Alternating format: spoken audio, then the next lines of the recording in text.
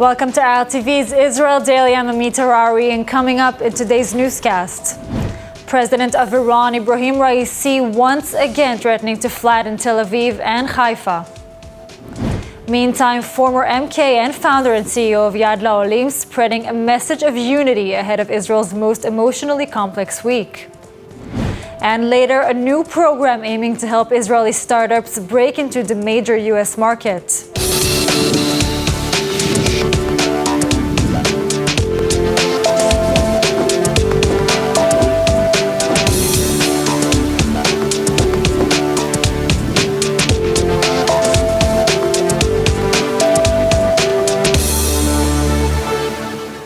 The terrorist responsible for yesterday's shooting attack in Jerusalem turns out to be a 15-year-old teen. Police special forces today captured the gunman during a raid in Nablus. Security forces also captured terrorists in Jenin who were planning attacks. We get more from ILTV's Steve Leibovich. The 15-year-old gunman fled the scene after shooting two Jewish men outside the Shimon HaTzadik synagogue in Jerusalem. He fled to his hometown of Nablus. Police intelligence identified and located the suspect, and the pre-dawn operation was successfully carried out by the Yamam Special Forces Unit. The victims were moderately wounded in the attack and remain hospitalized. The suspect reportedly confessed during initial questioning by authorities. Earlier, IDF troops clashed with Palestinian gunmen in the northern Samaria city of Jenin.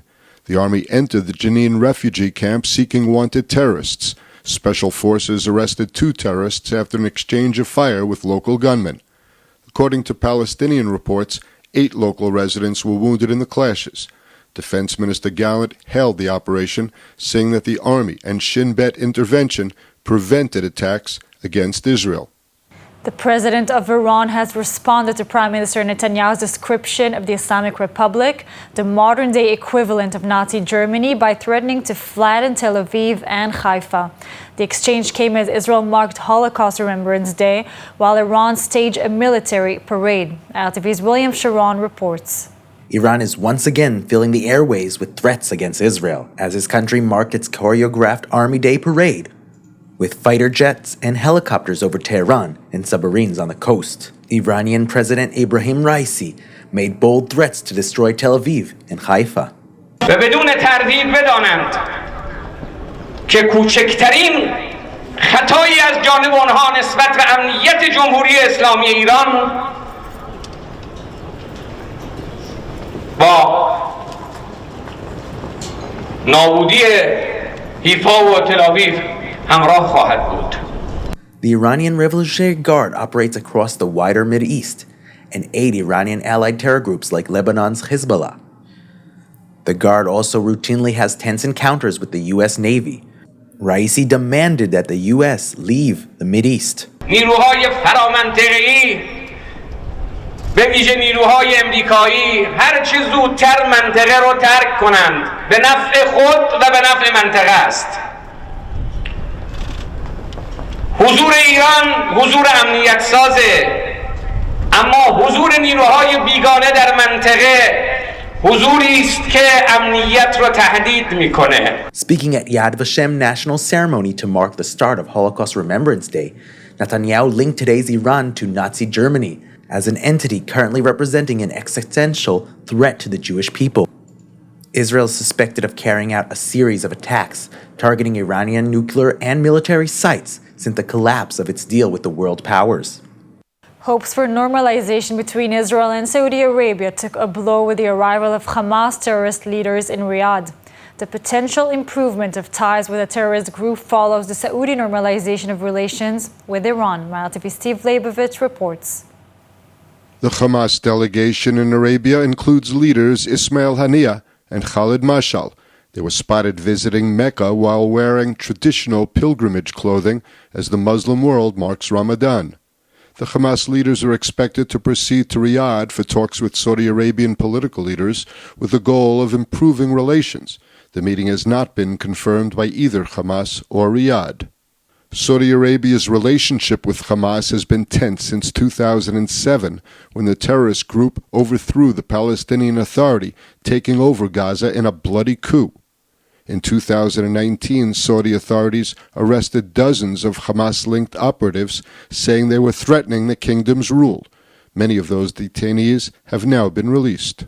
Following its improvement of ties with Iran last month, Riyadh now appears set to host a high-level delegation that will try to mend ties with the terrorist group.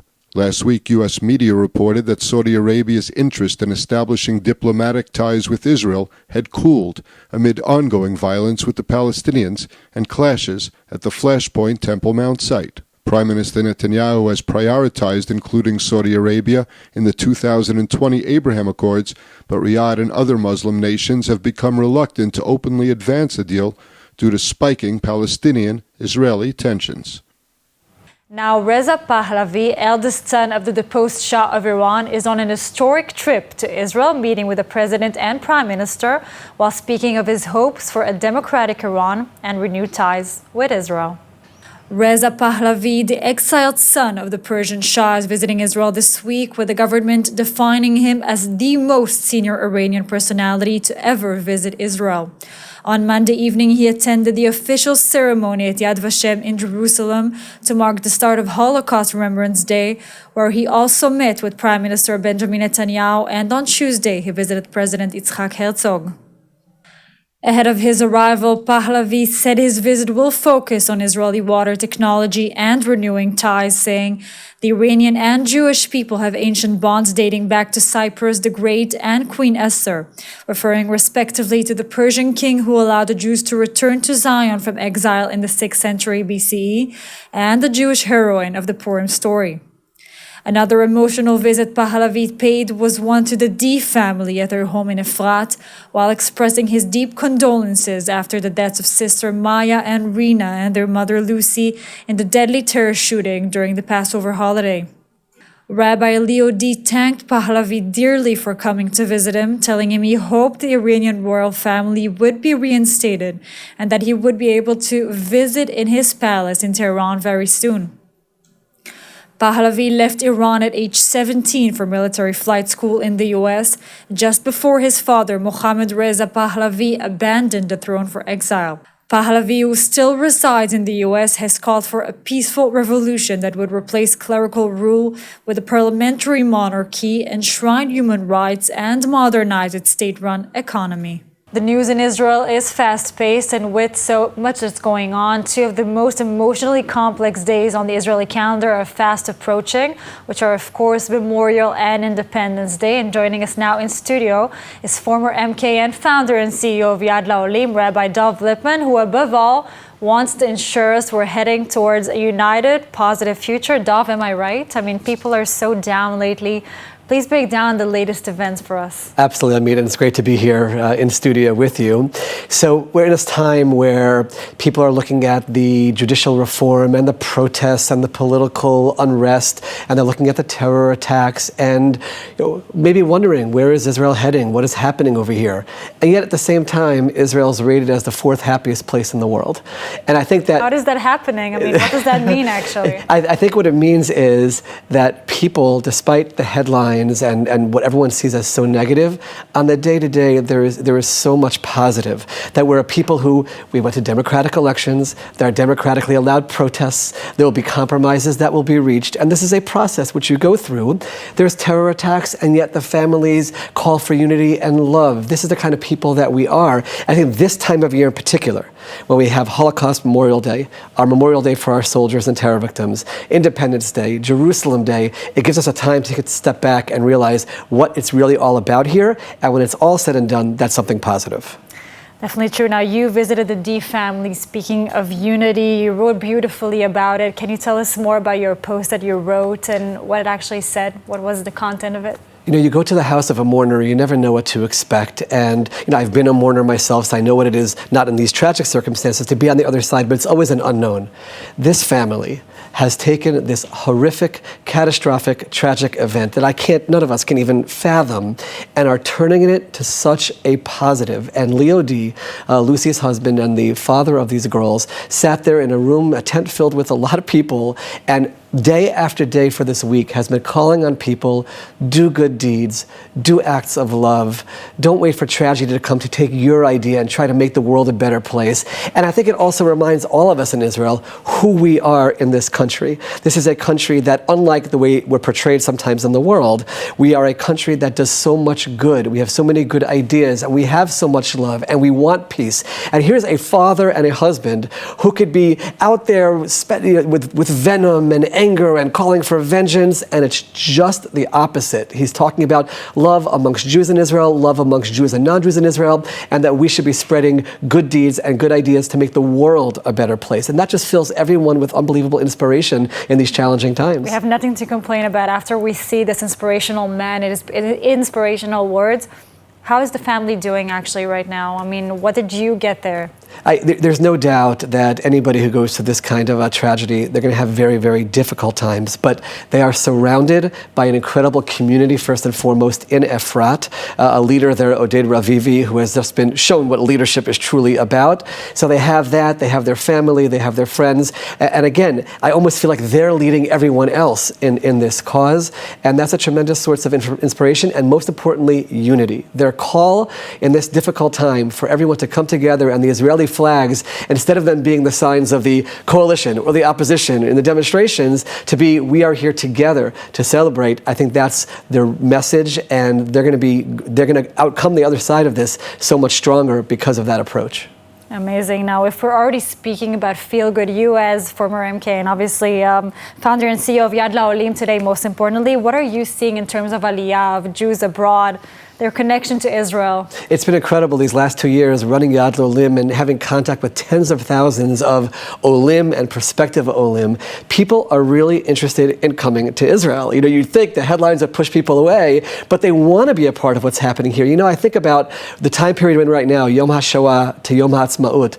1945, the greatest catastrophe that ever hit our people, 6 million people murdered, and 3 years later, we're establishing a state of Israel. That's the way we are. We keep on moving forward and we come out stronger. And I think the people around the world see that, and they want to be part of what's happening here. So we at Yad LaOlim, we're trying to help thousands of people who are turning to us for services and for help and to make sure that their absorption to Israel can be a good, smooth, solid one. But the greatest joy for me is seeing people coming, people contributing to the country, raising their children here, people who want to be a part of this story. And I think, Amit, that's the overall message that we have to share with one another in this time, is that despite everything, are there challenges? Of course. Are there tragedies? Of course. Are there sacrifices? Of course. But when it's all said and done, the state of Israel is the greatest story in world history of a people returning to their land after 2,000 years. I think that Jews around the world want to be part of that. And I'll use this platform to call to Jews around the world to be part of that. You can reach out to us at yadlaolim.org. We'll help you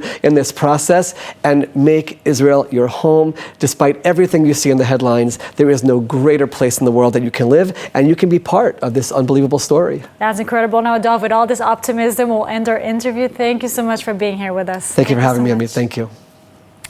Foreign Minister Eli Cohen is to become first Israeli minister in nearly 30 years to visit the close Central Asian dictatorship on the Iranian border to open a new Israeli embassy. Foreign Minister Eli Cohen paying a rare visit to Turkmenistan in Central Asia today to inaugurate a permanent Israeli embassy in the country. This will be the first time in 30 years the Israeli foreign minister is visiting a country considered to be one of the most closed countries in the world. Last time this happened, then Foreign Minister Shimon Peres visited the oil-rich dictatorship in 1994, 3 years after the collapse of the Soviet Union, which had ruled the area. Cohen will inaugurate Israel's embassy in the Turkmen capital Ashgabat, some 15 miles from Iran's northeast border, as Turkmenistan's border with Iran stretches for 713 miles, or 1,148 kilometers. As part of Cohen's historic visit, he will meet on Thursday with Turkmen President Serdar Berdimuhamedov and Foreign Minister Rashid Meredov, as well as the Agriculture Minister and Jewish community.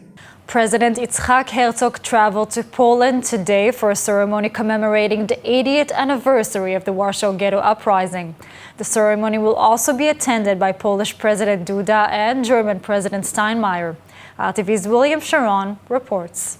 The commemoration will take place at the site of the Heroes Revolt ghetto against German occupiers. Jewish resistance began on April 9, 1943, and lasted for almost a month until the ghetto was burned to the ground.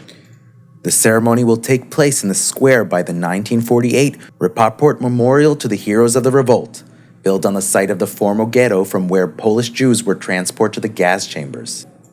The annual ceremony dates back 75 years and commemorates the Jews' armed resistance against the Nazis. The Nazis ended the revolt by burning down the ghetto and blowing up Warsaw's Great Synagogue.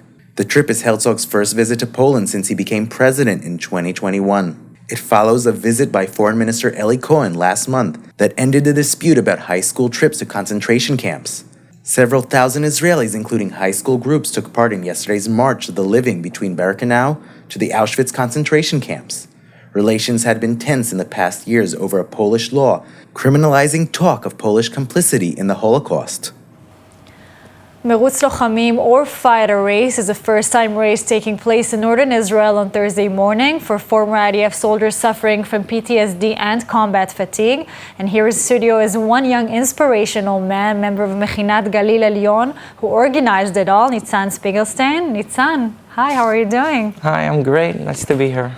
That's great. Now, I assume this issue is very close to your heart. What can you tell us about researching the matter of PTSD? I mean, what did you find while researching the topic?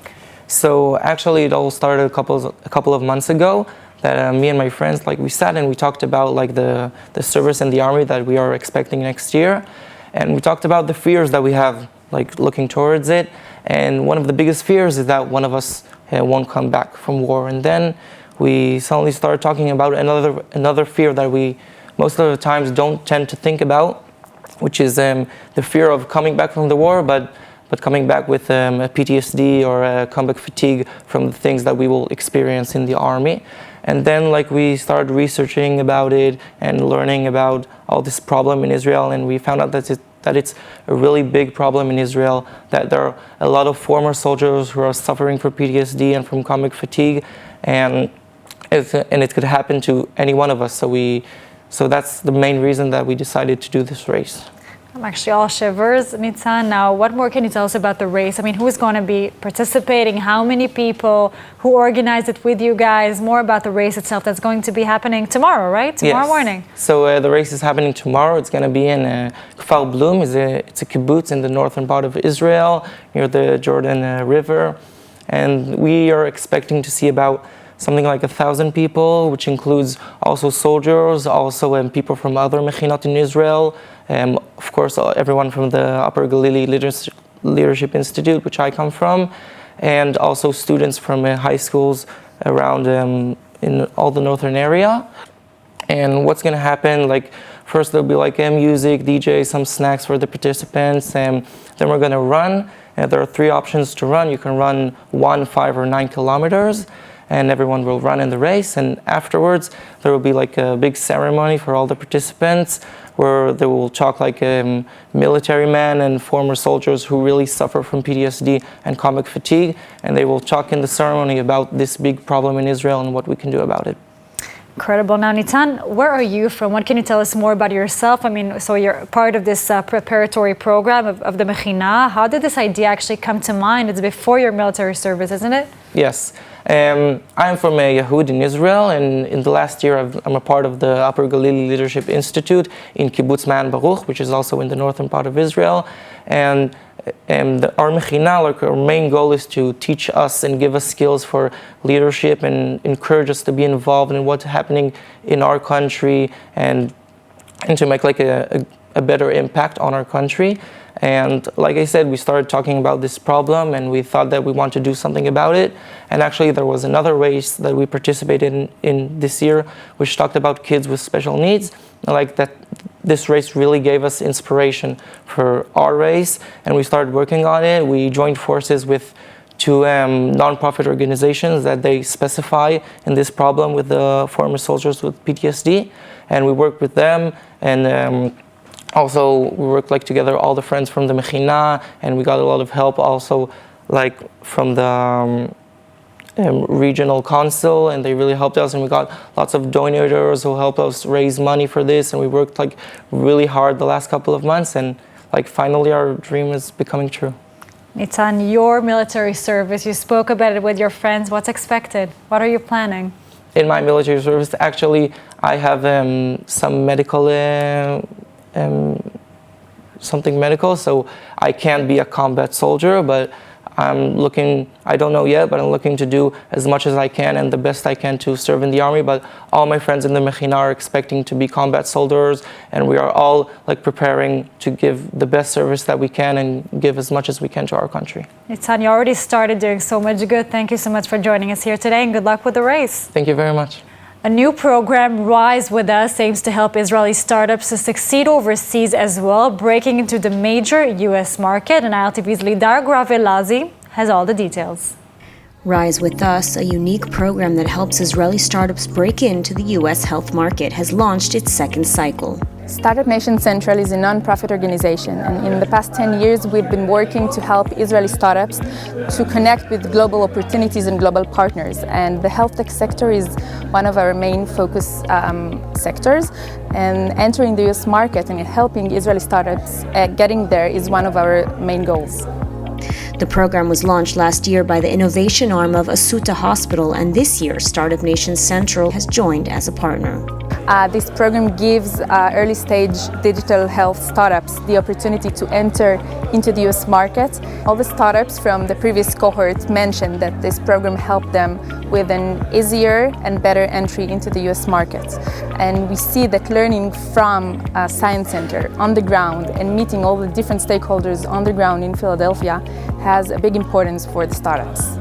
The program will focus on digital and computational health solutions and entrepreneurship based on artificial intelligence, computation, or big data. Rise is Asuta's innovation arm. We are developing collaborations with industry and academic partners, and we are looking to develop together new medical technologies or either to validate here at Asuta. The program aims to provide the startups with as much knowledge and experience in working with the coveted U.S. market. Here at Asuta, we see hundreds of companies that come here and trying to work with us every year. From those companies, about 90% of them are later on looking to tackle the US market and to do their growth phase over there. What we encountered is that a lot of those companies are, especially when they're young companies, they're building a solution which is very, very oriented for Israeli problems and Israeli kind of orientation. And what we try to gain in this program is to take those companies before they start to work with us at Asuta and get them to meet with the US market, which later on is going to be their target audience. Will later on be able to sail in the US and survive. As such, the startups in the program will gain a significant leg up on their competitors.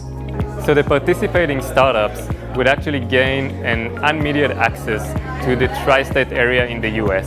They will get to meet key opinion leaders and different stakeholders in the tri-state area in order to validate their business model and their go-to-market. The program is also run in collaboration with the University City Science Center in Philadelphia. The CEO and the president of the Science Center, Stephanie Wilson, identified the big gap that is between what Israeli startups think that they are ready for the US market and how far they are from the real being there, out there in the market. And we come to close this gap. The program is set to begin on June 26 and will continue for 4 weeks, one of which will take place entirely in Philadelphia. Philadelphia is considered like to be the Silicon Valley for the healthcare system. It's condensed with medical centers, medical schools, nursing, and with, of course, a lot of commercial corporates in the medical space. Not more than half an hour walking distance from the Science Center, you have a reach out to all the relevant stakeholders that you are looking to interact with. Now let's take a look at the weather forecast. Skies are expected to be cloudy around most of the country tonight, with lows averaging around 15 degrees Celsius or 60 degrees Fahrenheit. Then tomorrow we will see more cloudy skies alongside steady top temperatures, seeing highs of about 22 degrees Celsius or 72 degrees Fahrenheit. And that's all for today's news. For more updates from Israel on all your devices, check out our ILTV channel, subscribe to our ILTV newsletter, And do not forget to check out our new and improved website, ILTV.tv, with all of the latest news from the heart of the State of Israel. I'm Amit Harari. Be well, and thank you so much for watching.